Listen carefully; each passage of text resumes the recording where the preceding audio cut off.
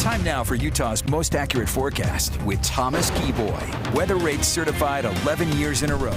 All right, it's cranking up out there. Let's head over for another look at the forecast. Yep, extreme heat. That is the story, Thomas. Yeah, for this time of year, especially when we're supposed to see those temperatures starting to fall, it's been the opposite direction where we're at 100 degrees right now in Salt Lake City. And all of this is being driven by a high pressure heat dome that's establishing itself over the western United States. And you can see across the entire Beehive state, not only for today, but in the coming days.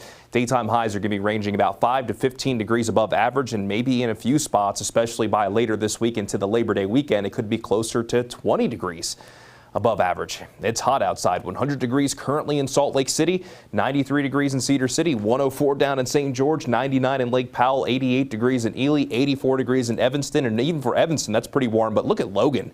93 degrees. Classes are underway at Utah State University, but it feels a lot more like summertime, as you typically don't see middle 90s in Cache Valley, especially by this time of the year.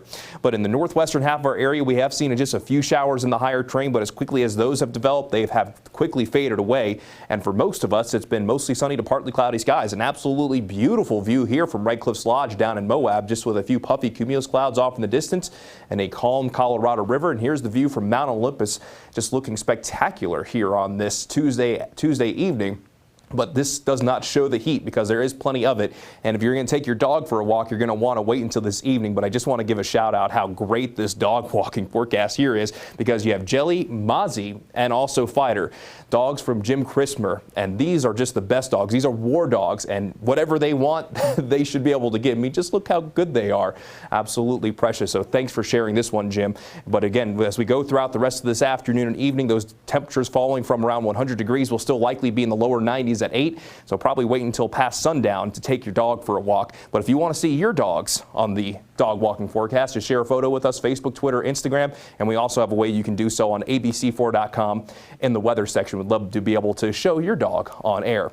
But tomorrow, daytime highs will be right back to the triple digits in Salt Lake City, likely climbing to around 100, 101, a little bit warmer in Logan with a daytime high of 96. Daytime highs are going to be about 1 to 3 degrees warmer compared to what we saw today, and that's going to result in a high of 106 in St. George, and we'll likely see triple digits in both Lake Powell and Moab, with more of the same through the rest of this week and through the Labor Day weekend, with Salt Lake City likely being at and above 100 degrees all the way through Monday, which squarely puts us in record territory.